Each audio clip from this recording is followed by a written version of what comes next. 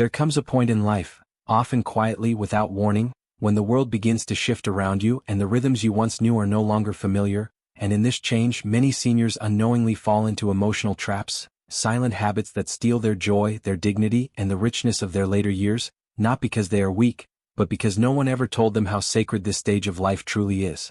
After 80, most people begin to shrink their worlds, not just physically but mentally, emotionally, spiritually, as if the best of life has already passed, as if everything that comes next is simply a slow fading. But that is the first mistake, believing that old age is the end of something instead of the beginning of something deeper. This mindset is subtle and dangerous. It whispers that your value is behind you, that your memories are more meaningful than your presence, that people tolerate you rather than treasure you, and so many seniors begin to live quietly, apologetically, as if they are no longer allowed to take up space. But the truth is, this time of life is a sacred invitation to live with more purpose, more honesty, and more reflection than ever before. Every day you wake up is not a leftover piece of your past, it's a fresh page, a blank canvas, a chance to rewrite what it means to be alive. And yet, so many people in their 80s fall into the second hidden mistake, isolating themselves not just from others but from their own hearts. Loneliness in this stage of life does not only come from being alone, it comes from not knowing who you are anymore. After raising children, building careers, managing homes, and caring for others, many seniors find themselves unsure of how to simply be. They forget what made them feel alive when they were younger.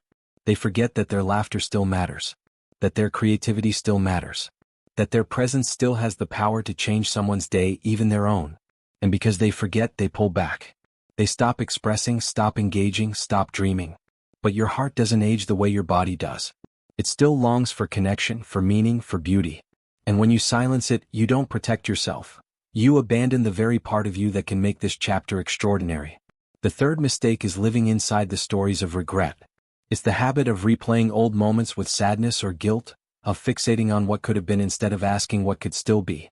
Regret is heavy, and it becomes even heavier with time because the longer you carry it, the more it convinces you that it's too late to change, too late to forgive, too late to feel free.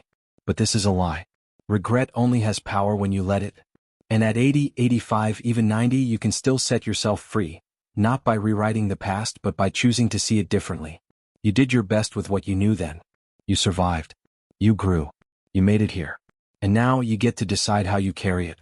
Will you let it weigh you down, or will you turn it into wisdom that lifts others?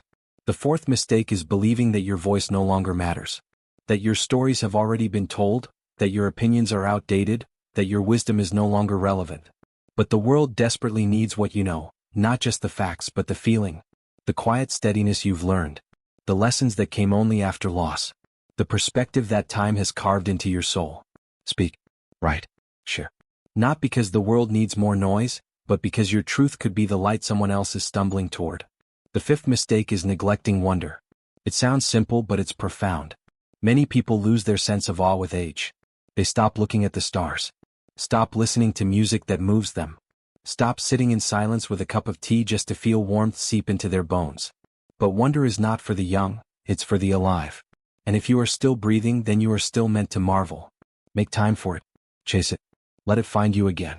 The sixth mistake, perhaps the most tragic, is waiting for the call, for the visit, for permission, for validation, for a reason to dress up, to go out, to smile. But you don't need to wait for life to invite you. You are life. You are the elder now, the firekeeper, the one who has seen enough sunrises to understand that each one is an invitation all by itself. Don't wait to live. Don't wait to love. Don't wait to forgive. Don't wait to laugh. Don't wait to show up for yourself. Because when you finally stop waiting and begin choosing, you become something most people never become. Free. And that's the secret no one tells you. That joy is not about youth or energy or perfect days. It's about being present, being grateful, being open. And every senior who understands that begins to glow with a quiet light, a wisdom that draws others near. So let the world call it old age. You can call it your awakening. Because the truth is, aging is not a descent. It is a deepening, a blooming inward rather than outward, a movement not toward an end but toward a greater truth that youth could never touch. You have lived long enough to see the cycles of life repeat, to understand that nothing truly lasts and yet everything truly matters, and with this understanding comes a calm power that no age can take. And yet, so many seniors unknowingly trade this power for silence, for invisibility, for smallness, as if their time to shine has ended, when in fact, Their light is just reaching its richest glow. The world may not celebrate you the way it once did, but the celebration that matters now is the one you give yourself. The way you treat your time as sacred, the way you speak to yourself with kindness, the way you choose to rise each day not out of obligation, but out of reverence for the very breath you still hold. Too many elders slip into the mistake of treating the day as something to survive instead of something to shape. But this day, today, is yours. It is not leftover, it is not borrowed, it is not meaningless. It is a chance to write one more page, to give one more smile, to feel one more poem unfold in your chest. There is beauty in the stillness you now carry, in the way you have learned to observe rather than react, to savor rather than rush, to reflect rather than chase. But beware the seventh silent mistake, the belief that slowness is the same as stagnation. Moving slower is not failing, it is feeling more. You are no longer racing through life. You are finally walking with it, beside it, in step with something deeper. And this is where the miracle happens. Because when you slow down, you begin to see yourself clearly, no longer distracted by ambition or competition or noise. You see the person you have become through all the storms. You see the dignity in your aging hands, the wisdom in your quiet gaze, the tenderness in your heart that still longs to connect, even if you do not always say it out loud. And in that connection, to yourself, to the present, to the simplicity of being, you begin to remember that you are not here to vanish quietly. You are here to deepen, to become more you, to shed the old voices that told you to stay small. And yes, that might mean forgiving yourself for how long it took to get here. It might mean grieving the years you spent in survival, in duty, in pain. It might mean letting go of identities that no longer serve you. But this letting go is not a loss. It is a rebirth. It is you stepping out from behind all the roles and saying, "Here I am. Still me. Still whole. Still alive." And in that declaration, a shift happens. You begin to speak differently, to yourself and to others. You begin to choose what nourishes your spirit, rather than what pleases others. You begin to notice joy in the small things again, in the steam rising from your cup, in the laughter of a grandchild, in the feel of the wind on your face. And then you realize something profound. The things that matter most at this stage of life were never the things you chased. They were always the quiet moments, the real conversations, the kindness you offered, the love you received, the forgiveness you finally gave even to yourself. This realization changes everything. It gives you permission to be more present, more honest, more at peace. And yes, it may feel like the world is moving on without you, but you are not being left behind.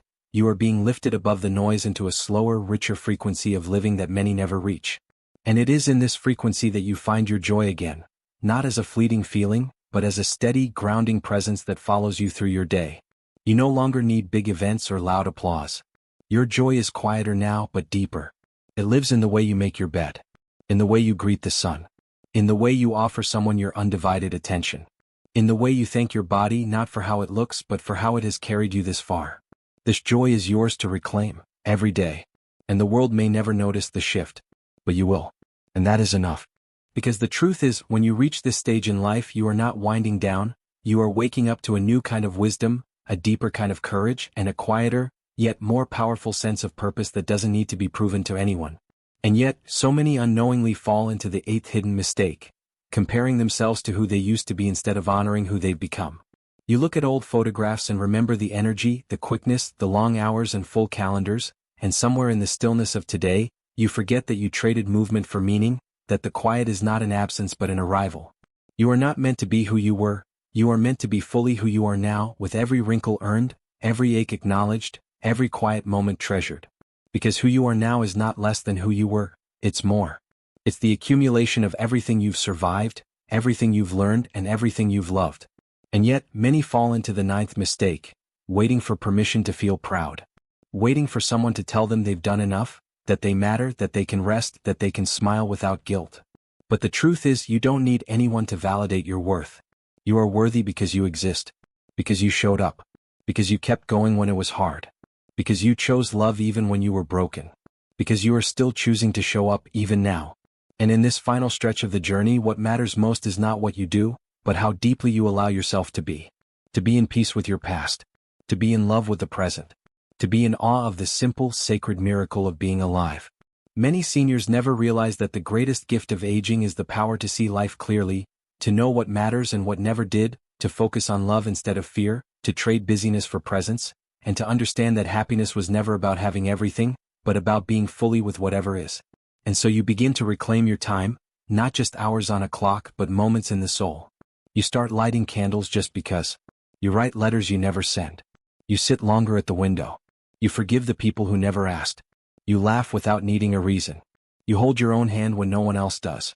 And slowly, gently, you begin to see that none of this is weakness, it's wisdom. That the softness you now carry is not because you've lost your edge, but because you've grown strong enough to put your sword down. That your silence is not emptiness but the sound of listening.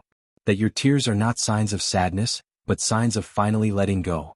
And in this letting go you find your joy. Not in grand gestures but in the smallest things. A sunbeam on your chair, a favorite song playing in the distance, the way your favorite mug fits perfectly in your hand. These are the riches of age. And the mistake would be to rush past them. But not you. Not anymore. You are wise enough now to stay still when it matters, to speak when it counts, to love while you can. You know that there are no guarantees, only moments. And so you stop saving your best clothes for someday. You use the good china. You wear the perfume. You call the friend. You take the photo.